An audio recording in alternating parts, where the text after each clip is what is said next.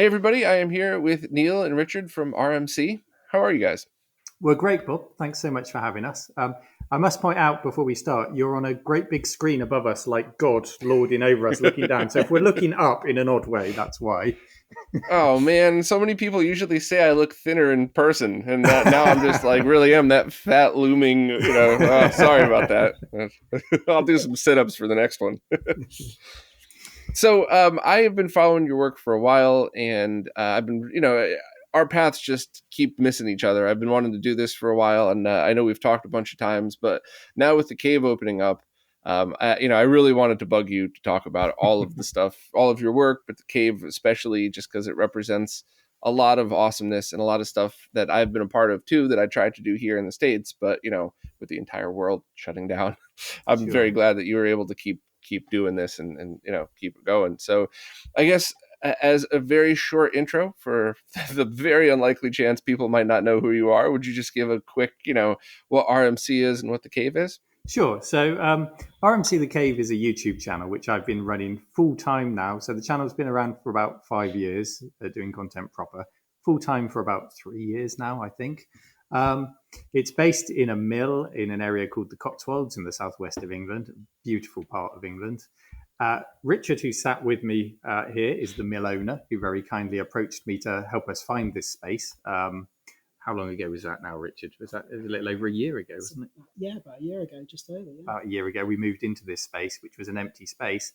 And that's when the YouTube channel really evolved from just being a YouTube channel to being a retro destination, if you like. We've turned this whole place into an exhibition where we can display all of the machines that are fixed on the channel, all of the things we review and cover. People can come and actually use them here now. So it's been a really nice experience to open that up and let people get hands on. So we are both a YouTube channel and a museum, if you like. Yeah. I love it. The creator of Exodus just said in an interview with Dan Mons that he pushes for preservation via playability.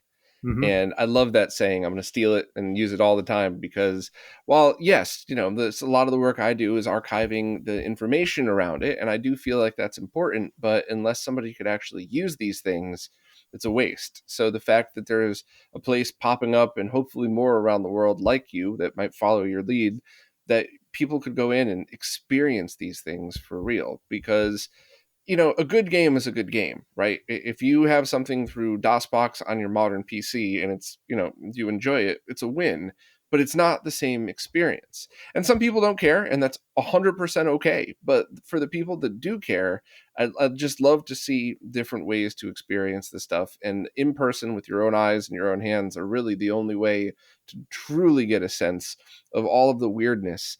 And even the other day, I was using, I watched a VHS tape, and I had forgotten how loud gear-driven VHS players were, and how spoiled we are now with basically silence, other than Yeah. what's ever coming out of your speakers. And those are things that you wouldn't ever think about unless you were sitting there in person.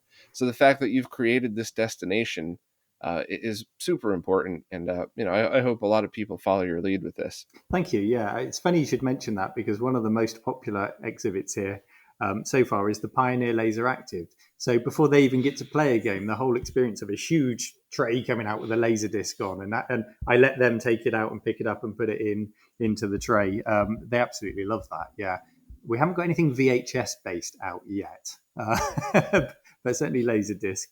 Um, and also, yeah, preserving the experience is a wonderful thing, not just for the people who walk in and get nostalgic about things that they haven't seen or used for 30 years, but also a lot of them are bringing their kids now.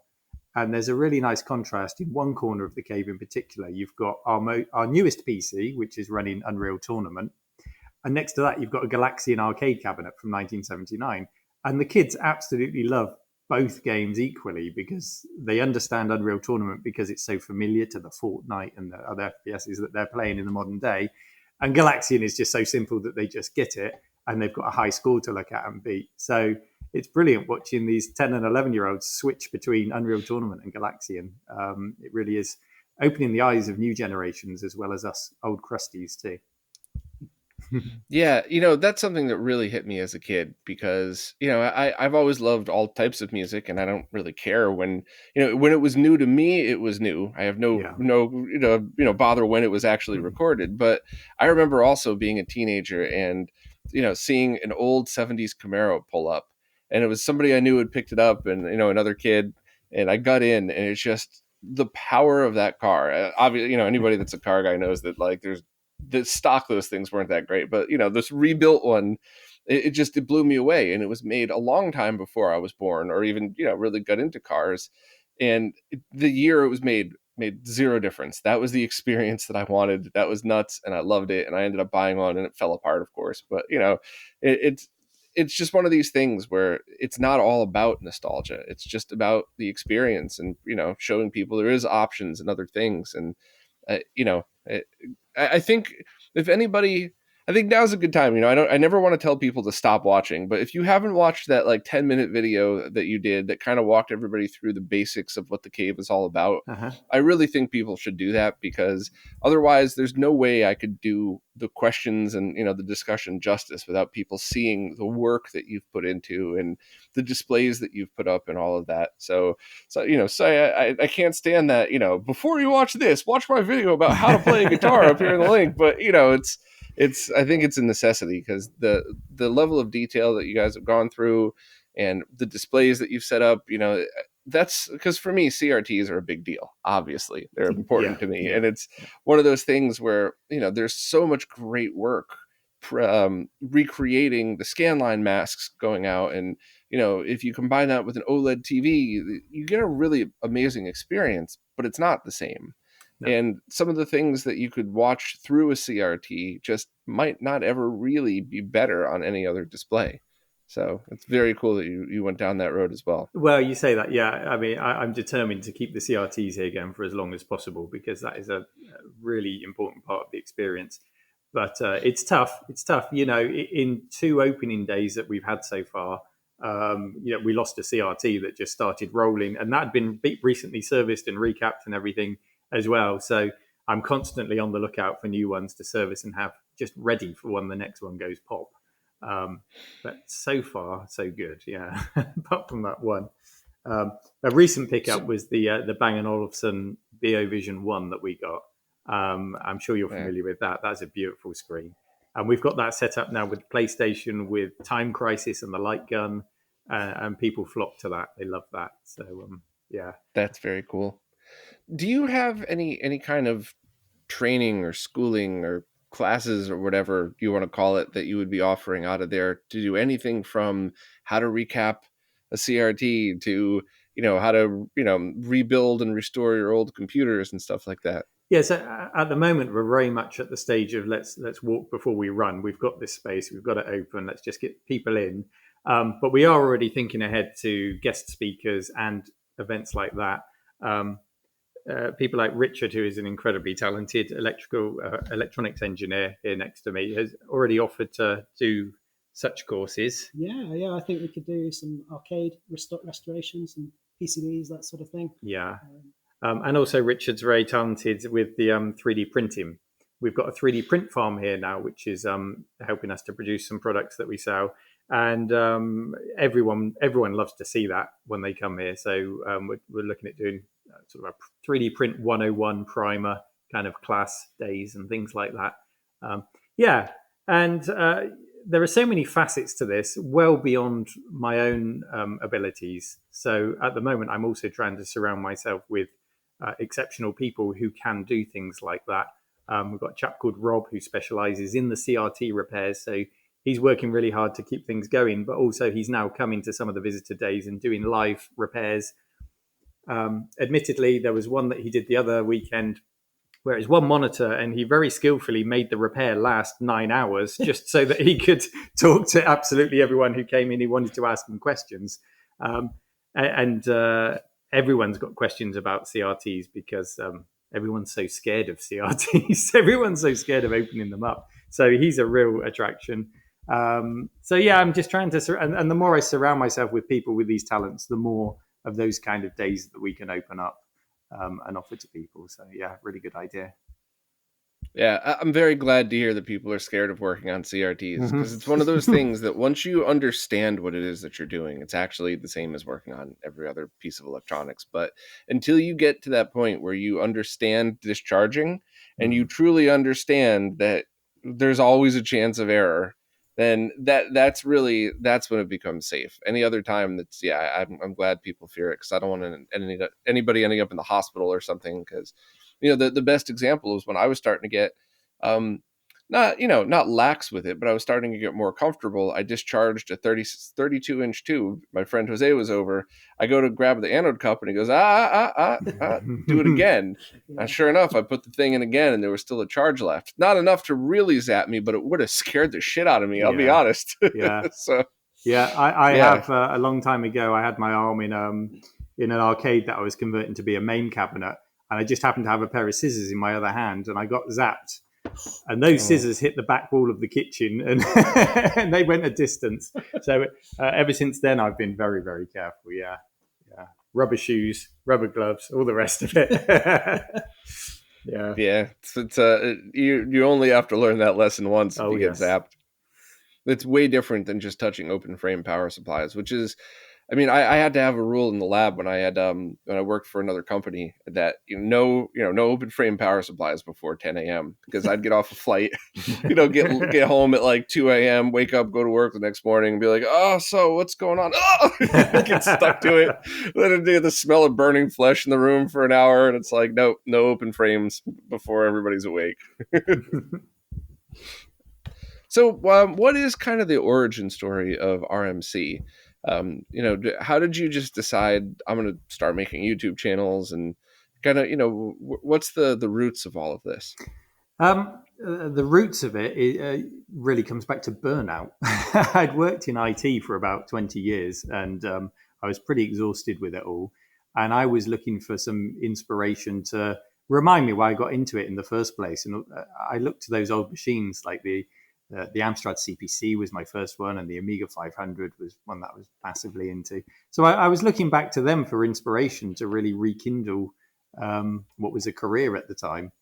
And in doing so, I thought I'd share some videos on the topic just to see if anyone else was interested, because I didn't have anyone in my group of friends who was into old computers like I was. So I thought, put some videos out there, see who comments, see who I can get in touch with. And it kind of took off from there. So there was never any plan where I said, I'm going to become a YouTuber. I'm going to do this, and I'm going to get a cave and build a museum. It's happened very, very organically, and without doubt, a lot of hard work, but also a lot of luck along the way. A prime example is how I met Richard here next to me, which was I came into work one day at a small office that I was renting just over a year ago. And there was a sign on the wall saying that a planning application had been put in to turn my office into residential flats. So I was going to be out of an office very soon. So I made a video about that, and then got an email out of the blue from Richard saying, by the way, we've got this space. And that's how I got chatting with him. So there have been some very fortunate twists and turns along the way. But yeah, there's been no great plan ever, Bob. It's a lot of good fortune and luck and hard work, I'd say. Yeah. It's a good story. It's good. I'm glad to hear that all kind of fell into place for you. Well, for me, it was the original opposite. The original plan was to rekindle that passion for IT. So yeah, if it had gone to plan, I'd be setting up Active Directory servers and Exchange servers and all that stuff. But all of my certs have now expired. That's for sure. Yeah. That always cracks me up when you talk about getting into IT stuff. Whenever they ask for college requirements, I immediately lose all respect for whoever it is that I'm talking to. It's like, I am 40 fucking years old. Do you really think what I did 20 years ago applies to anything that we do today other than the base theory? Yeah. So it's always like, every time I hear somebody, talk about that in certifications, I'm like, okay, this place is not for me. Then I'm going to move on to somebody that actually knows what they're talking about when they're trying to hire people. But yeah, it's pretty funny to see that. But now my certs are so old; they'll be the topic of a video soon. I would have thought. But the root skills don't really leave you. So if you had the ability to do all that, and all you have to do is just learn a different way of going around the same concept, it's very easy to jump back in. The hardest part is just unlearning the shortcuts that you mastered before on the other techniques, you know? Yeah, that's true. And just process and procedure is probably more important than anything, because you pick up the new technologies as you go along. But certainly in a help desk environment and service desk environment, just the way you approach the work and the customer is probably 2/3 of the job compared to the technology. Absolutely. Yeah.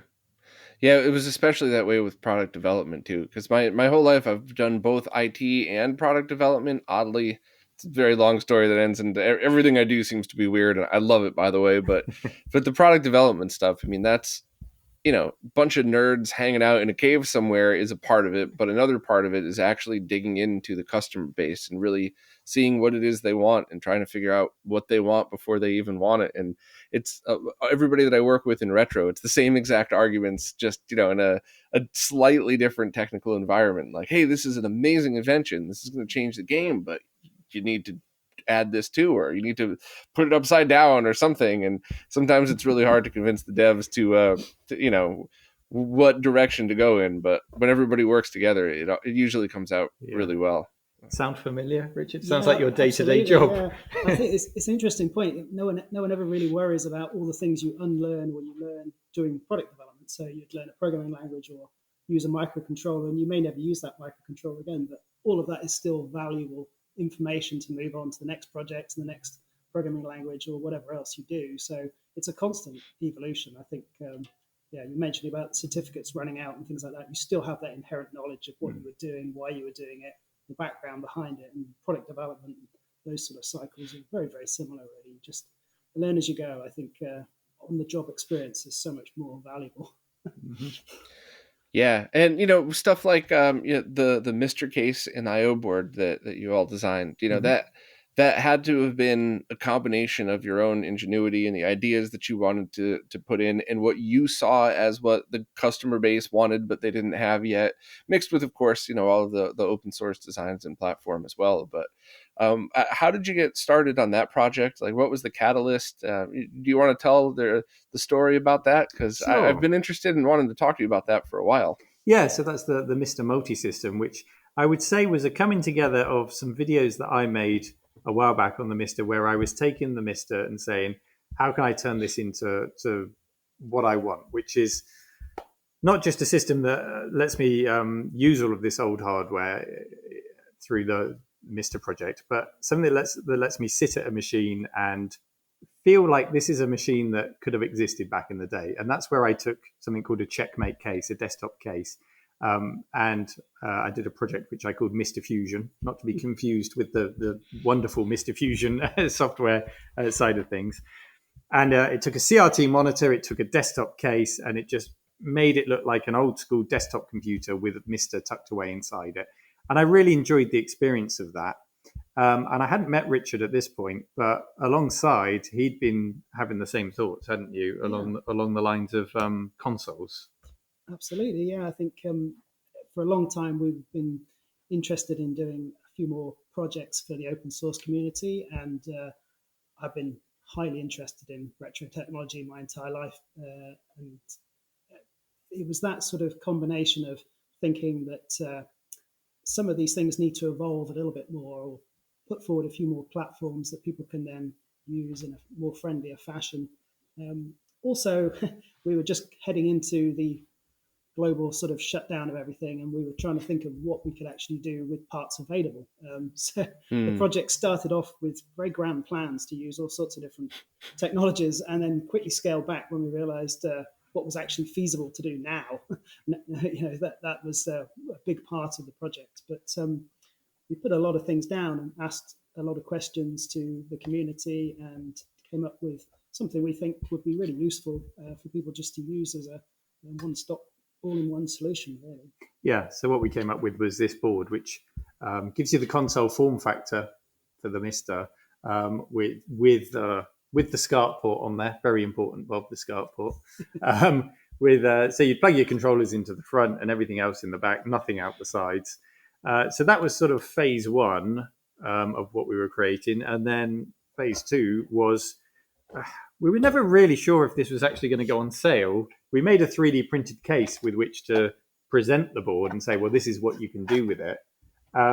And everyone went so crazy for the case when it was shown on a YouTube video that suddenly we realized, oh, this is part and parcel of the product now then. The PCB is not the thing, it's the combination of the case and the PCB.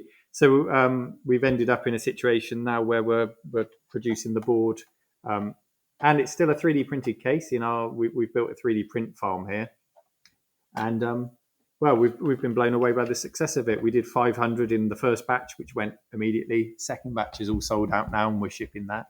And we've ordered enough, thankfully, to be in stock as soon as that second batch is shipped. So there won't be any pre-orders again. We're just going to have tons and tons of stock.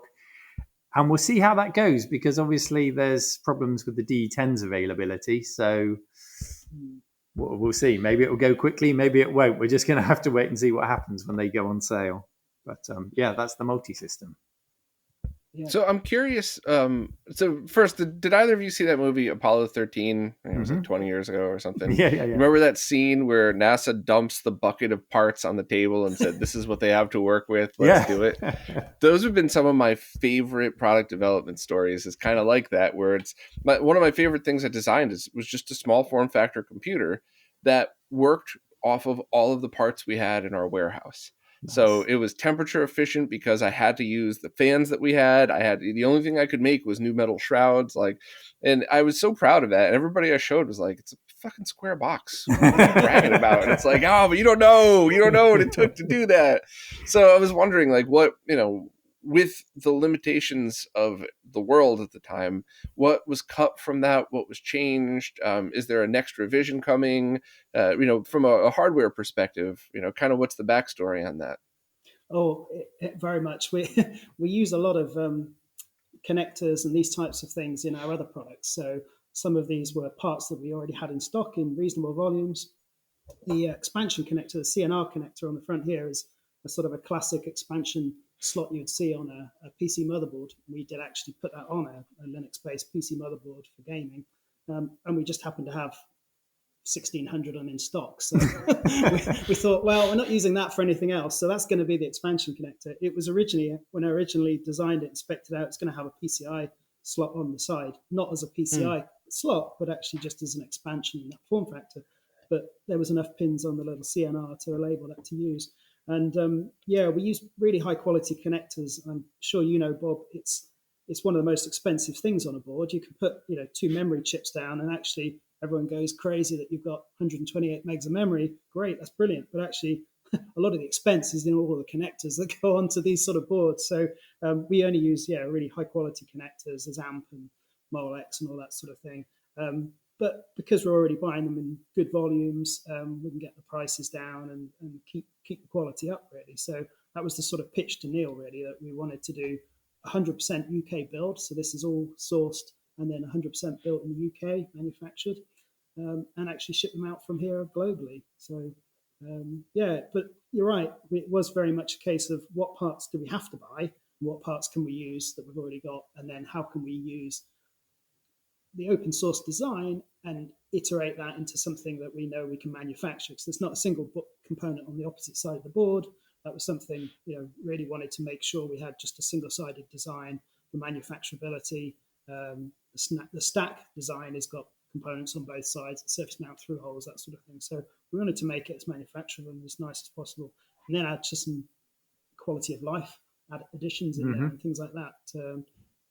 It was very much a evolution over time. The more we learned about the community, the more we searched for what was happening with people's wishes. So, I mean, even the HDMI isolation switches, that was just because people were having CEC problems on the HDMI output from the D10. So it's like, well, we'll just put that in as an isolation switch. So it was all those little things. If you can pick out all different people's problems, you don't need to keep sticking in dongles and having extra cables and all that sort of thing. So it was very much a case of try and integrate as much as we can and jam it all on the board. But yeah, what didn't make the cut was a lot of grander plans, I suppose. We were thinking we would add some extra functionality, and that's coming with some of the cartridges that we're now doing. So we've got this is Yeah, this is Pi a cartridge. Raspberry Pi cartridge, if you can get hold of a Raspberry Pi.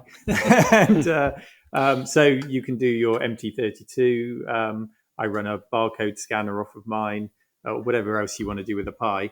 But that's just a cartridge in the style of a Commodore 64 cartridge is what you base the design on, isn't it? And you just slot that straight in and you're away. So ease of use is really high on what we're trying to do with this as well. Yeah, we're trying to lower those barriers, so it's not. I mean, MiSTer is fairly straightforward to use anyway, but having it so once you've got it set up and you can just plug everything in, you're really then just figuring out where what controllers to plug in and switching it on. So that was the intention, really, is to try and give it a form factor that people felt comfortable with using. That's pretty cool. So this board, it's essentially your version of the I/O board, and that has all the different connectors and everything on it, and it has RAM built in as well, right? Yeah. The RAM's built in, and it's also we actually made it just to be on the safe side a snap out, so you can actually snap it out if you really wanted to. So it's a RAM module, if you like, that just happens to be built into the board, and if there was any point in the future where there was an upgrade on that RAM or whatever else, you could just snap it out and put the other one in. So it was very much what we didn't want to do is constrain the design of the current stack system, and we didn't want to force people down routes that they couldn't upgrade in the future. So we tried to make it as modular as possible, but also as integrated. So it's sort of that trying to bridge that gap, really. That's very cool.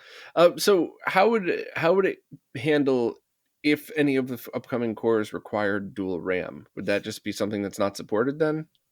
Yeah, it was very much a discussion early on, and we did show some concepts of how you could do the dual RAM, but really, I very much highly value the analog side of things. So the analog was always a big part of the project, even though it's not it's not even that focused by the core team. It tends to be sort of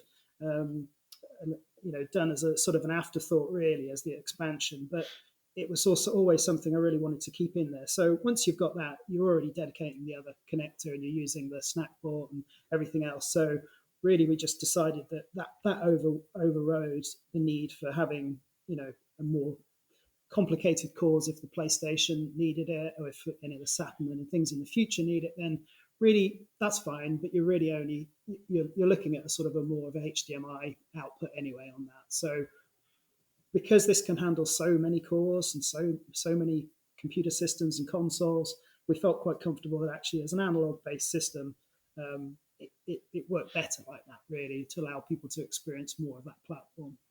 Yeah, Richard did modify the board, which we showed on a video a while back, to be dual RAM. So we did demonstrate it, but it also demonstrated what you lost in the process. Yeah, we depopulated a board and showed that you could stick on another right-angled RAM, one of our little snap-off modules on the other side. But with all the other connectors gone, you lose quite a lot of functionality. So misses the point then, really, of why we were trying to do this. I think, we feel a lot more comfortable that it's being used by a lot of people in an analog world as well. So not just the HDMI. But feedback we've seen, we understand that there are people who might be put off by that. The fact is, the multi-system is just another option in the MiSTer world. So we're just offering this, and if that works for you, brilliant. If not, then there are so many other options out there that we can point people to. We'd just be happy to be part of that ecosystem now. Yeah.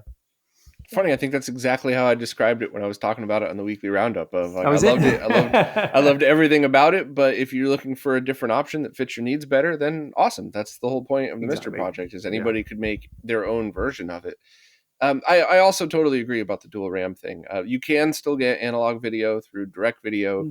You could even get JAMA, but the difference is you can't access any of the I/O ports. I know, for the record, I'm telling everybody who's listening, I know you two know that, but you can't access the user I/O port, which means no snack, no MT32, none of that stuff. And while you could technically do dual output, you're sending 1920 by 240 out of the HDMI output. So totally fine for streaming, but it's not like the setups now where you could have 240p or 480p coming out analog and then whatever resolution you want coming out of HDMI. So if somebody's focus is those cores, which, may or may not even need, PlayStation doesn't require dual RAM just to get a good experience out of it. Saturn still no 100% guarantee either way. So it's really, that use case isn't that big of a deal yet. Who knows? Maybe we'll see in 2 years what happens. But Yeah. I think the most important thing I always try to impress upon people in the electronics world is just because something new comes out doesn't mean the thing that you were using suddenly sucks. It's just as awesome as it was yesterday. Now there's just another option that might not even apply to you. So I still love it. I still, the MiSTer Multisystem always looked cool.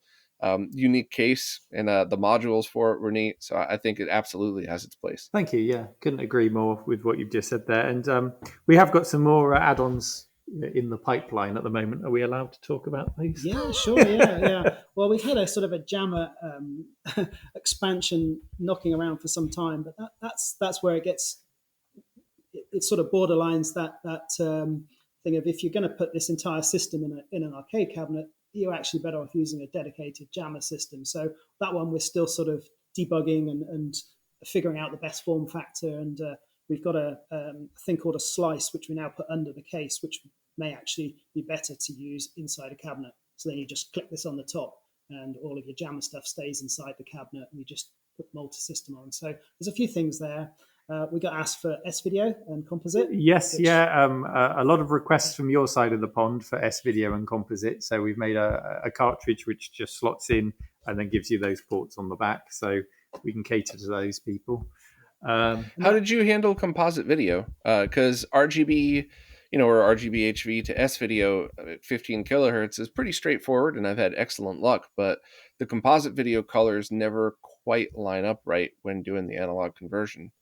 Yeah, we're still experimenting. We've got a couple of analog devices parts. We are doing it as hardware and experimenting with those. But yeah, you're right. It's one of those things where it's a little bit of a compromise, but we wanted a dedicated hardware solution rather than trying to do things with diverged cores or changes, anything like that. So we're trying to make it, again, a plug and play solution, so you can just plug it in and allow at least to get a composite or S-Video out. But yeah, there's definitely going to be some small compromise there. We have to put quite a good bit of filtering in, and it will be buffered, so you can actually use both that and the VGA or SCART port as well at the same time. So that's quite nice. That is a very important feature. There is somebody working on adding native composite and S-Video support to the cores. So that'll certainly solve a lot of that. But it's funny, the JAMA version that you're working on, is that still in progress, or is that completed and just working out the last little bugs? Very much. It's more just down to how people want to use it. So we're sort of exploring the best form factor for that, really. So we had it as a cartridge, which looked really ugly. So it had the big jammers out the back and all of the connectors and everything. But yeah, I think it's going to be better as a slice that you drop there. Yeah, it'd be kind of a dock that you put in your arcade cabinet, so that when you're not using it, you can just take the console out and go away and play on it, and then dock it back in the cabinet or on top of the cabinet or wherever you want to put that dock. So that's how we want to use it. Yeah.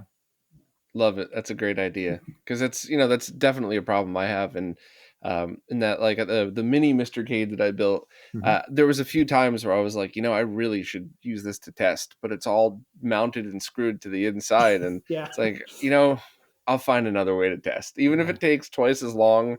Everything was tucked so perfectly in there, and I don't want to mess with it. So I'll go drag the big arcade machine out and, open the back of it and test there. So being able to just pop that out, I think that would be a very cool feature for people who wanted more than one use. And, it very quickly turns into how many uses you could find for this. You have something like, you have your MiSTer tucked into your arcade machine, and you're like, oh, it's perfect, I'll never open it up again. And somebody comes out with something new, and you're like, if I took that and put it over here for tonight, I might be able to. So there's always going to be a scenario where people want to unplug it and use it in a different spot. Yeah. And, I can give you another example of MiSTer use, which is not on our roadmap. This is not a product or anything, but Richard turned up half an hour ago and pulled out of his bag. Did you want to show this? Yeah, that yeah, you, sure. That you made. He's just had a week off, so he being the inventor that he is, he went away and tinkered, and then he turned up with this, which we might have to describe for those who are on audio only. Yeah, so I've been teasing Neil for the last year or so with the idea of a portable multi-system, and I sort of designed this back in August and finally got round to actually assembling it yesterday. so yeah, this was a concept really for the multi-system, and it does work. You turn it on, and you've basically got everything in there. You end up with, there you go. So it's a fully working switch size, handheld, a little bit fatter. Switch size, yeah. I would describe it as Atari Lynx size. Yeah. It's highly inspired by the Atari Lynx, so yeah, it's very much.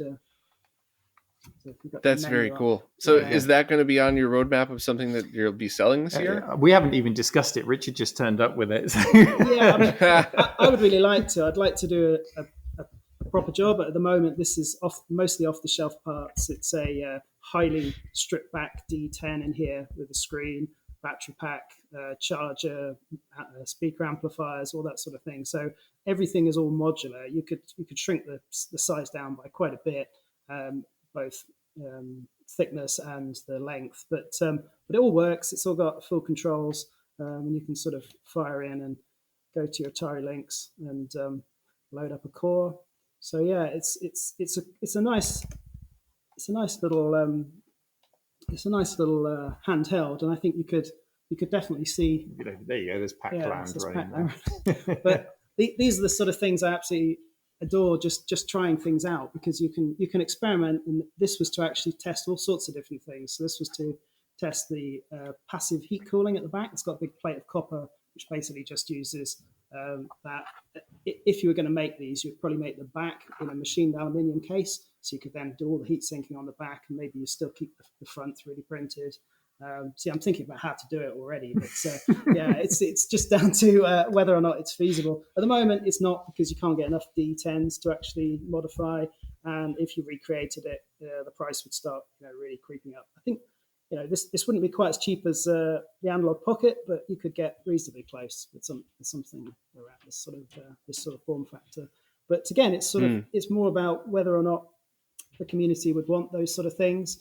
You're saying it wouldn't take us very long at all to respin a board to do dual memory and get rid of all the other bits. It wouldn't take us very long to do other form factors. But it's really down to whether or not the community wants that as a platform. Or whether actually it makes more sense to put some effort into the next generation of MiSTer. And I think that's something we'd really like to explore at some point. Mm-hmm. What do you mean by the next generation of MiSTer? The next round of development hardware, or the next round of cores coming in?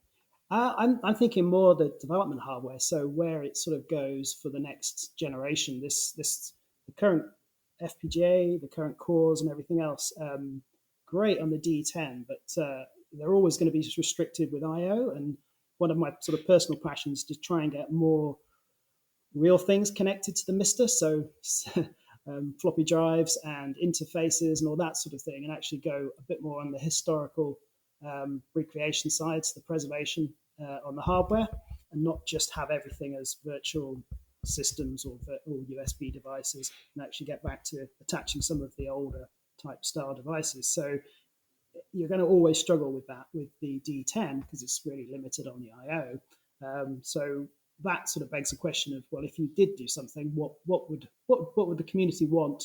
Would there be a processor you would put down? Would there be a FPGA? Would you break that down into modules? I'd be quite keen to actually have dedicated graphics expansion engine that you could actually put down different FPGAs to do various graphic engines over time. Then that gives the option to have a real cut down version if you just want to run one arcade machine. See just one little thing and keep it all compatible with sort of the next generation of MiSTer.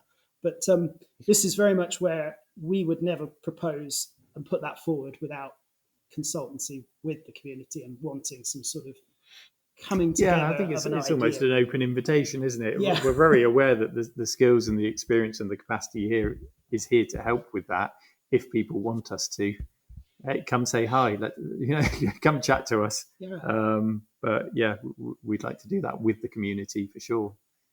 It's always a difficult thing to get moving because, how do you get some traction behind that without everyone just deciding they all want different things, and then who pulls it all together into something that you could then say, okay, this is a open source platform that's been designed by the community. Who's going to build it? We're going to get some in the hands of developers, get some cores ported, see what else we can do, and then what hardware goes onto that. So that's quite a hard one to actually sort of kick off as a project for a company or an individual or a group of individuals.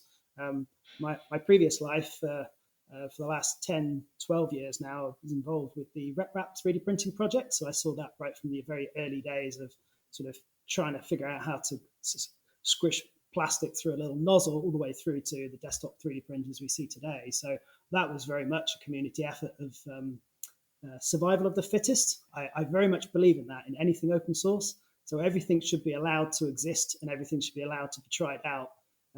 Drives me nuts when people say that was never the vision of this project, or that was not what we wanted, or the core developers don't want that. It drives me nuts. I'd rather people just try and experiment and do things.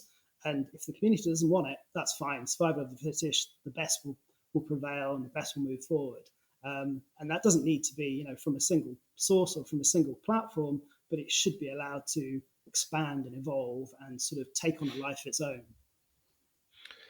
So the best will prevail is not realistic. It's not historically how humans have ever worked, ever. It's the most charismatic liar is always the one that prevails, not the best of anything. And I'm not trying to bum you out. It's just it's unfortunate. It's a very good point. Pick up a history book and that's what it is. And that's kind of the problem with going down a route like this isn't the hardware, because I'm sure you're more than capable of designing the boards. And, if everybody in the community came around this and supported it, then it would be cost effective, it would work. But that's kind of the thing, is there's always going to be people, if 99% of the people involved in the project are on board and happy, and they're just normal good nerds that want to do this stuff, and 1% gets pissed, there's still now a group of people jealous because that was their idea and you stole it, as if 100 people around the world haven't already thought of the same thing, right? Mm-hmm. Parallel thinking. We're nerds, right? Yeah. We're all, there's going to be groups of people that say, well, why should we pay you for an open source project? Well, why would you pay Terrasic for their development kit? There's zero difference right there. Zero. But the emotional side of things is what is going to have to be the uphill battle. But I would get 100% behind that, because for anybody listening that might not know, the pins on the FPGA chip, imagine Terminator 2, the liquid Terminator, right? This is both the perfect and worst analogy I could ever come up with, but those pins on that FPGA chip allow it to adapt to anything you plug into it. But on the DE10 Nano, because it's a development kit meant to do a million different things at a cheapest price possible, it only breaks a certain percentage of those pins out to those headers. And that's why we have problems like you could choose between dual RAM or the I/O board. That's why you have problems where you can't just have a cartridge reader, or even really a lot of other stuff like that. So yeah, I would 100% get behind a project, and especially a modular one, because if you built the baseboard where you would have to just order whatever chip you chose, pre-soldered to the board, surrounded by connectors, that's much lower of a risk for everybody. Much lower of a risk for you in design time and testing. You don't have to pre-order, $300,000 worth of FPGA chips to make a small run. You could, and at the same time that the project falls on its face, you could still adapt that to anything else you need. But I think the modular idea would definitely be it. Or maybe you do something like the modular idea is, sold just over cost, just so people don't go down that whole, why are we paying you for MiSTer? It's open source, and then, make your money off the I/O boards. But that would be something that I would want everybody to understand how important something like that would be. I mean, it would change the hardware aspect of MiSTer completely, while still keeping it totally open source and not stepping on any toes whatsoever. So yeah, I hope you stick with it. Yeah, I think that's fair. It's I wasn't really even thinking about the sort of manufacturing side, the design and getting over those hurdles of what the community would ideally like to see in a next generation platform for hardware preservation of console technology and computing technology is something that would just be a really interesting conversation to have. And I think I'm sure there'll be a lot of mud flying around and all sorts of different people's ideas, but just having some way to sort of try and explore how that might look. And I think that's really all I would say. And that's what I meant by survival of the fittest. It's those ideas that get put on, and enough people want them, enough people vote for them, enough people want to see it happen. Someone could then take that mantle and produce some prototypes and get them in the hands of people that can then actually physically use them, port some code, and get moving that way. Because otherwise, I think unless something happens, like you can't buy the D10 or the price goes through the roof, double the amount again, we'll just be in a position where then it becomes hard to source, and then it becomes a more of a luxury device rather than something as a platform that you can actually then allow people to buy wherever they want, globally. So this isn't a selfish thing where we would look to design and make it. This is more of almost a community. What would be really interesting to present as a next generation technology that people would want to use. The modular approach is really just something we've had 30 years of experience doing in gaming. We're a bit of an odd company that no one knows about us, but we've powered gaming systems and arcade machines and things for the last sort of 35, 40 years without anyone knowing, really. So we've developed some of the most embedded up to PC-based platforms that are out there. So it's quite an interesting technology for us. Yeah, that's pretty awesome. And the whole part about having to port code over, if you use the current chip that's on the DE10 and you set up the modules in a specific way, porting would be incredibly easy. And I don't mean incredibly easy for FPGA geniuses. I mean for anybody who understands the code at all, it would be pretty simple. But then it begs the question of, so do you go ahead with this tremendous risk and research for the current chip? Do you look at the next gen chips and hope to get those when the price comes down? And that's an interesting conversation to have. And that's, I guess that's also, even in regular hardware design, that's an important question to have. And I always tried to ground myself in realism, so I'm not holding a product launch to wait for something that might not matter. But I think with a community project that's forward looking like this, it's almost more important, because you're right about the price. Because for people that just want to start getting in, especially people that want to start developing and working on stuff, to pick up an older console and then get everything that you need to use it on modern displays, or find a CRT, and then the console stops working, so you got to recap it, and then the power supply dies, and then there's just so much that goes into it that you very often end up spending more than you would have on a MiSTer. So for a lot of the preservation through playability or development for modern retro, whatever it is, the MiSTer is an excellent choice as long as the price could stay down. So availability, all that, the quantity that are made in order to get the price down, that's such an important part of it. So it's a very uphill battle that even just the concept of discussing it's going to be an uphill battle. And I hope you succeed. I'll help any way I can. Thank you. Yeah. I think, let's say, just the conversation is important, regardless of anything else. And if that conversation ends up stimulating 5, 10, 20 projects that go off in different directions, that's great. Competition is wonderful, and everyone will pick and choose the good bits and the bad bits, and eventually it'll all come together to be whatever the next generation is, whoever's doing it, and all of that good stuff. But it all starts with a conversation. So absolutely, conversations, prototypes, and ideas. It's the reason why we do this sort of thing. It's not to say that this is the next thing we're doing. It's really just to say what's good, bad. What people actually want to see in a platform like that. So just good to get those prototypes out there and get some conversations going. Yeah, the chip shortage for us as an electronics company, oh my God, it's just been an utter disaster for the last 24 months or so. So yeah, it's difficult to even think about, what processor you would use to do half the side of it, and then the FPGA side. We've got enormous experience with FPGAs going back 30 years, but even now, I would struggle to tell you which one you should be thinking about designing in, because it's just an absolute difficult time for anything like that. But again, you're right, worth having that conversation. Even if it's just conceptual at this stage, but some thought behind it, so we don't end up in the sort of bottlenecks of running out of technology or not being able to afford it. Yeah. Do you want to talk a little bit about the company that you've been working with that you have that's been doing all this work, or would you rather keep that separate? No, we can talk about that. So the company is Heber Electronics. Richard is your director there, aren't you? Yeah. And basically the first 3 floors of this building is them, and then I'm in the loft in the mill here. So yeah, we work together on a daily basis. But you're better positioned to tell them about the company than I am. Yeah. I won't put this into a sales pitch, but yeah, we've been here for 40 years. We were here in the 70s and originally set up doing complete gaming machines, fruit machines, actually building on site. So we did one of the first control systems for electronic gaming machines. This was when they were all electromechanical, and this was so the first microcontrollers coming out back in the late 70s, early 80s. And then Heber sort of pivoted to design consultancy and did some work with appliance manufacturers, washing machines, tumble dryers, from a design side. And we accidentally got into manufacturing because we worked with one very big manufacturer, and they said, "Can you make these for us?" And we said, "Well, I don't know, no idea." 500,000 boards later and a few years into that design, and yeah, we were a manufacturing company. So we've always been that ever since, half design, half manufacturing. So we really like to do that.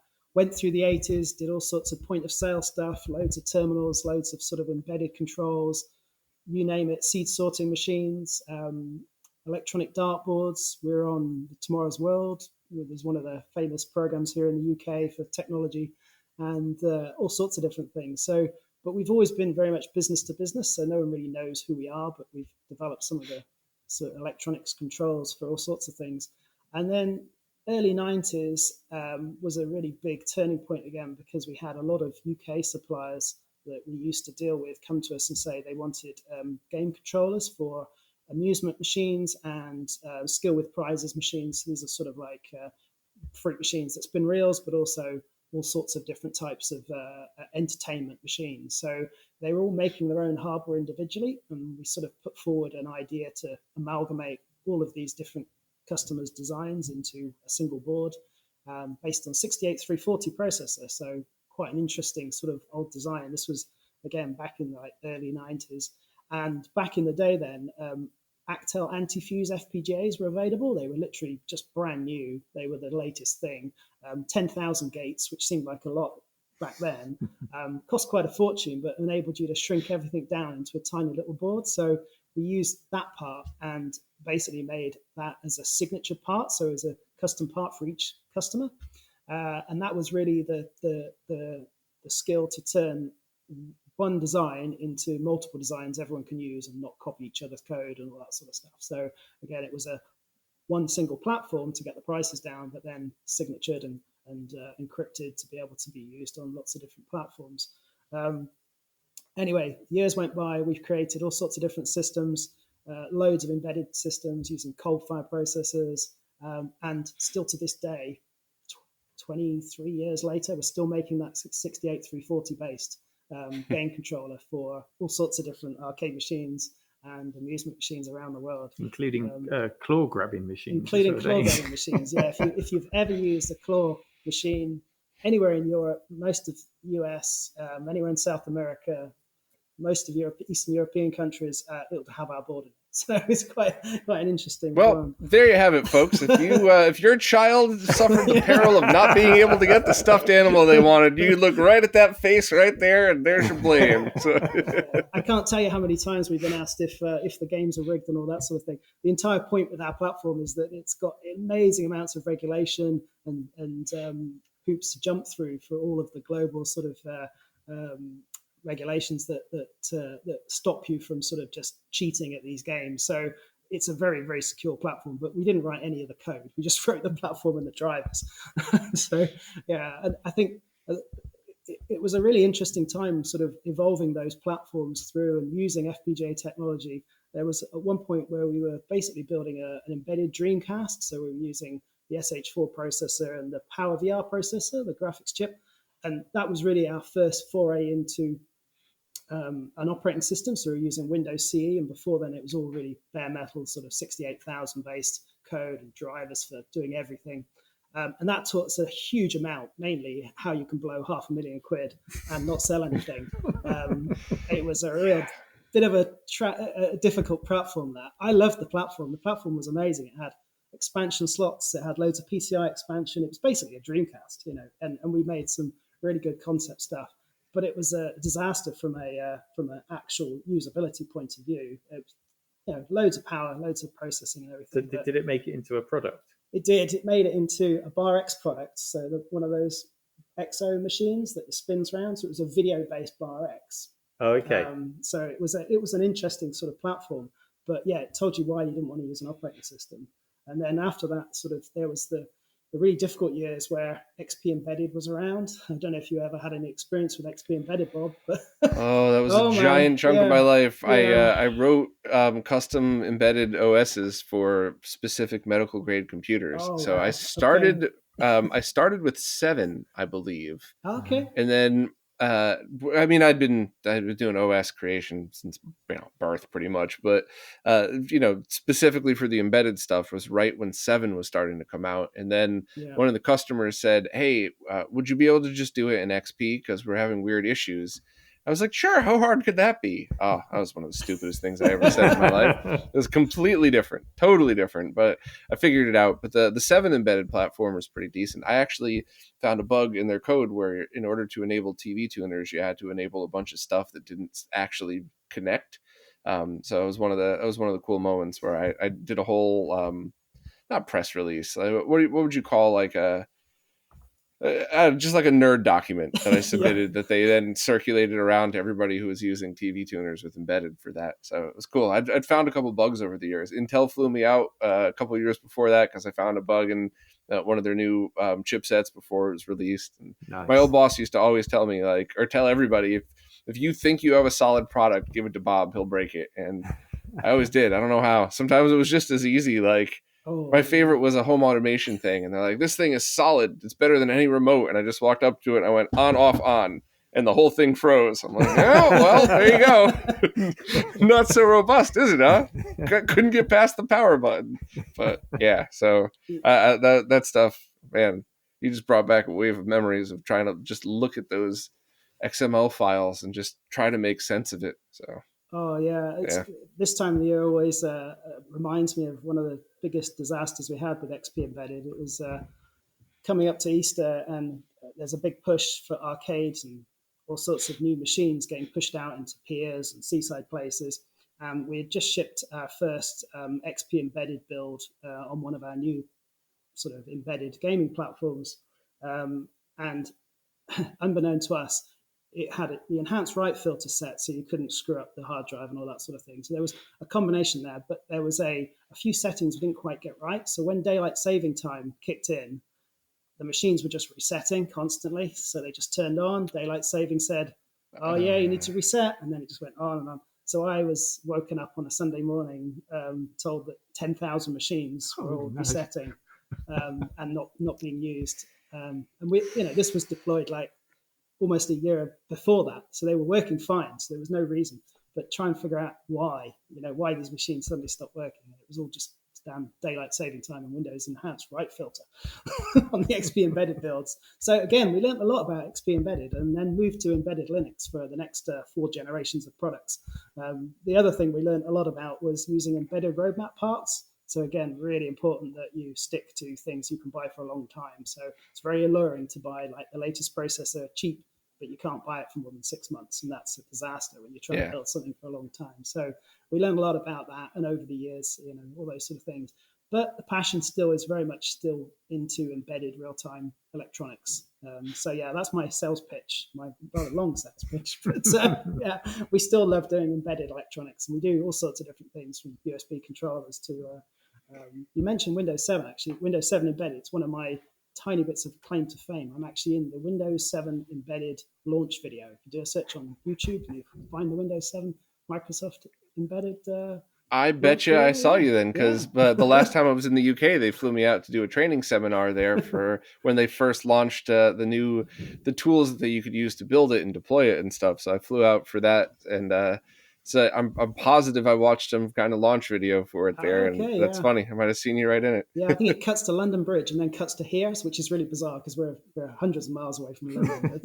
It's just one of those things, associations. And yeah, that was a really exciting time to work with them. We were embedded partners and Intel embedded partner in various things for quite some time during the 90s and the 2000s.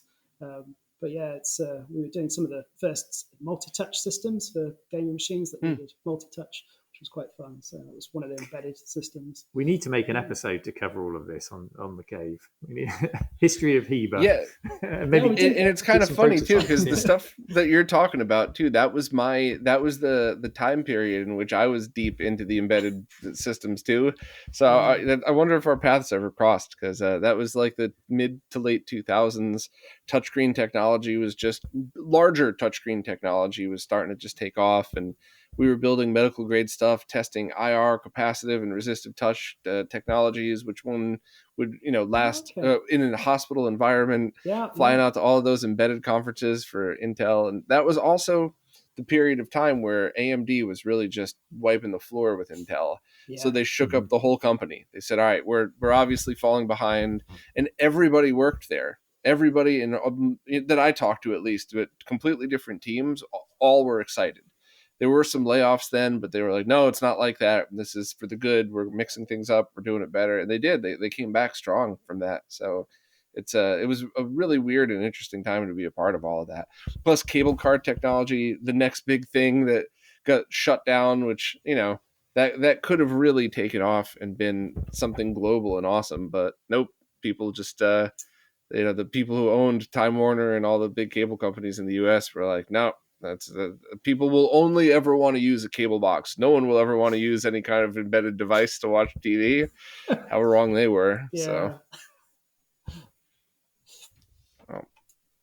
kind of an interesting background. It's neat to see how all of the stuff in the cave kind of came together, and how the history is rooted way deeper than just the YouTube channel. Oh, it really is, yeah. And when Richard's not doing his proper job, he's in here with his head in the Galaxian cabinet, fixing that up for me and helping to keep things going. So I couldn't be in a better place to home all of this technology and keep it going, for sure.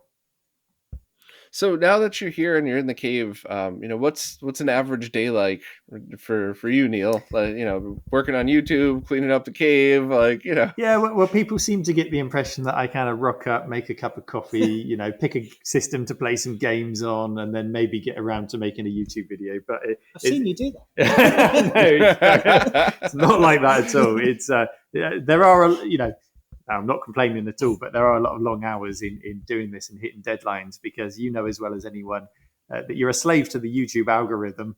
You've got to keep feeding it. And I try to get a weekly release out on a Thursday.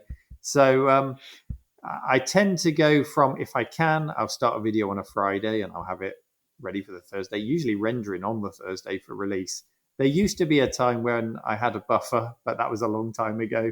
I get it out to I've got a little quality control group on Discord who will watch it first and feedback anything, and then I'll get it released. So it's very much a one-man show in terms of the production at the moment.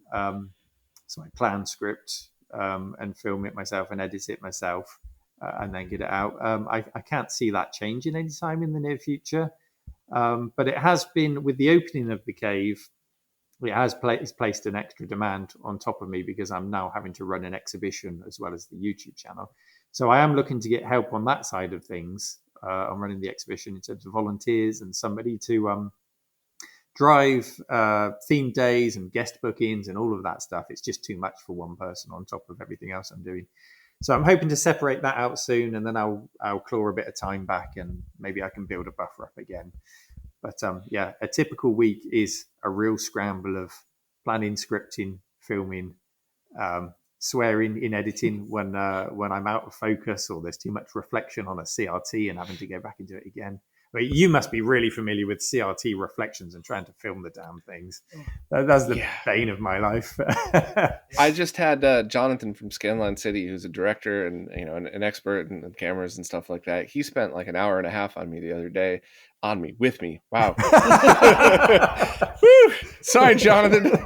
Didn't mean to out you there, buddy. But yeah, spent some time with me the other day going through because I had borrowed my friend Destiny's camera, a Blackmagic with a Canon prime lens that I got from somebody else, and we were trying to tackle the moire pattern on CRTs especially, but I get them on all displays, and it was funny experimenting. The distance affected it. If you rotate the camera, the pattern rotates with it, but it doesn't, if you could rotate it to the point where you don't notice it's a pattern anymore. And if your goal is just to get an image, it's fine. But if your goal is to get the mask of the CRTs to demonstrate how the image is drawn, now you have a diagonal layer of crap in front of it that doesn't exist to your naked eye. So it's like, it's impossible. Yeah, it's a nightmare. I haven't even come close to fixing it. And there's always, sorry to be negative, but there's always some fucking know-it-all that's like, I don't understand what you're doing. Just focus right past it and problem solve. Yeah, if you want to just show that there's an image on a CRT, yes. But that's not what I'm trying to do. I'm trying to do analysis on how they work, the difference between the screens, to get you a really good feel of how an image is drawn. And it's impossible to do without some kind of moire pattern interference. Yeah. And, I wish it was just a money problem. If somebody said you need $500,000 worth of cameras, cool. I'll rent them for a week.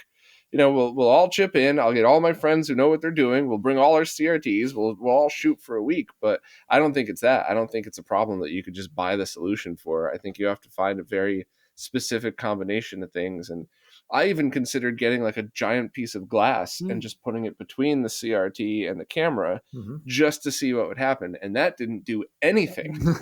Nothing. It was like it wasn't even there. So much for that stupid idea. But yeah, I mean, I'm clearly not filming to the same technical depth as you with these CRTs. But what I am trying to do is use what I've got available to me here. Because when you're a YouTuber, you've got to try and set yourself apart somehow in your channel, give people reason to watch you. Why are you different to all those other channels? And one of the big things here is the fact that we've got the cave and we've got all of these CRTs. And as easy as it is to plug in and capture something and just show the capture, I do try and use the CRTs as much as possible and the space in the cave.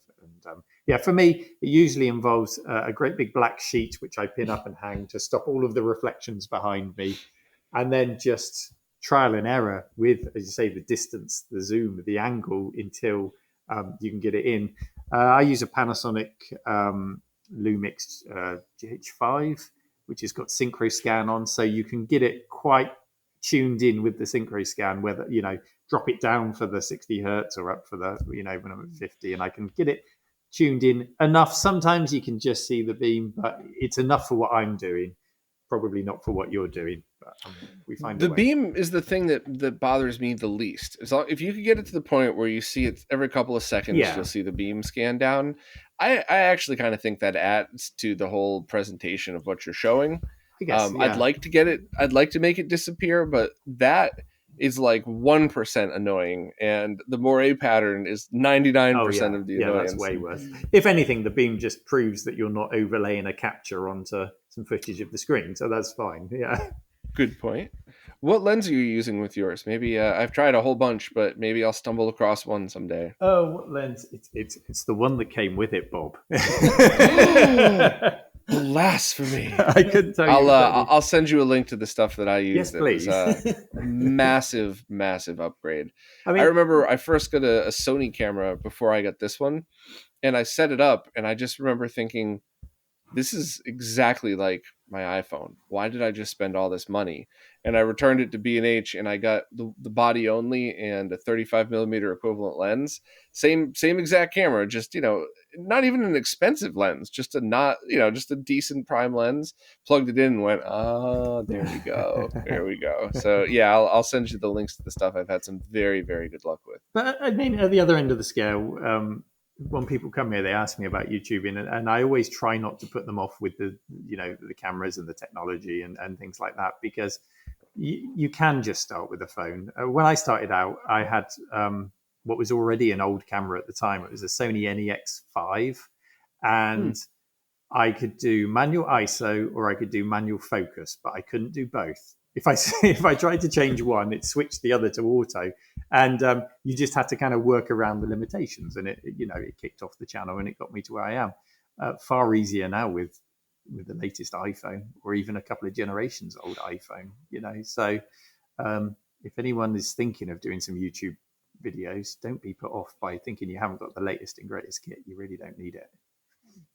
Yeah, I completely 100% agree with that. I think, that was one of the things I was always very proud of with my podcast. And as the weeks went on and the years, was that I never had the best looking or sounding one. But if you compared it price wise to what something else that looked like it cost, I was always coming in at half. And I was always very proud of that, figuring out, to go with the prime lens because it's half the price, but, it's the same quality as the more expensive ones, figuring out which of the cameras would work right, which of the microphones. And heck, some of my first interviews, I brought some microphones that I thought were an upgrade, and I always left my phone in the middle just in case. And the phone picked up the audio better than the microphones did. Sure. Yeah. So you don't need to spend money to start doing anything, including video and pictures of CRTs. You could do that with your phone too, but just, choose your goal. Is your goal to show video and pictures of an awesome experience and share that with your friends? Amazing. Is your goal to do a comparison to explain why LCDs are far better than CRTs and here's all the proof you need? Yeah, you're going to need some equipment for that. Yeah. So, just starting a YouTube thing, trying to figure yourself out, absolutely. Anything. Your cell phone, a webcam, whatever you got, and that's all you need to get started. Yeah, absolutely. Couldn't agree more. Well, there's so much to talk about. And, this was kind of a first introduction video, getting to know you a little more, getting to know the cave and, the two major projects that you've been working on, the MiSTer and the cave, of course. And I would love to do more of these in the future. But before we go this time, is there anything we didn't touch upon that you'd like people to know about? Anything especially to the YouTube channel, I guess, because we talked the least about your YouTube channel. Yeah, well, I wouldn't mind your opinion on a video that I'm working on right now. I need a good idea or bad idea response from you, if you don't mind, Bob. Can you grab that for me? So this was delivered to me today. It's a prototype of a modern monitor that's made to be kind of CRT-like. Yeah, Stevens, right? That's right. So, yep. Good idea, bad idea, Bob. The video I have coming out tomorrow is basically the same thing in that it's Greg's LCD CRT case. Okay. And I think it's an awesome idea. And not only do I think it's a good idea, I want to hear how your opinion differs from mine and everything else. But awesome. My opinions on those things are always the same in that if people understand what it is that they're buying, they're incredible. That is not a replacement for a CRT. No. Period. Neither is Greg's, but Greg has never once said it's a replacement for a CRT. Yeah. Greg's is, hey, do you want something that looks like one that you could easily rotate, that kind of feels like it, and it's got a high resolution, and it's not that expensive, and especially compared to CRTs, then yeah, it's an awesome solution. And that's exactly how I think about that one. The only thing is I don't think he's lag tested it yet, and the time sleuth's out of stock. So if you have one, would you mind lag testing it for him and letting him know? I'll have to talk to you about how to best do that. Yeah, but I'd be happy to do that. It's still very much a prototype, but he is now getting to the point where he's thinking about launching a Kickstarter. So as you say, clarity is everything. So that's my goal. I received it today. I agree. I think the idea and the concept is absolutely sound. But you have to be 100% clear with people, especially if you're asking them to part with their cash for a Kickstarter. So I'm really looking this week to dive into it. What can it do? What can't it do? It's very modular. So lag testing is going to be affected depending on what modules you've got plugged into this thing. But I'd be really interested to have a conversation with you about the best techniques to do that for sure, Bob. Yeah. And I'll look out for your video. We'll talk afterwards. But if anybody wants a quick, short version, the time sleuth has been the easiest for retro by far. And, I'm sorry to plug myself, but there was a video I did lag testing retro scalers that shows how to plug that into composite, component, S-video, VGA, how to build something to test those terrible HDMI console scalers that are out there. So yeah, that's if anybody wants a crash course, that's it. But I'll make sure to get you info after this for your specific needs for that. So perfect. Thank you.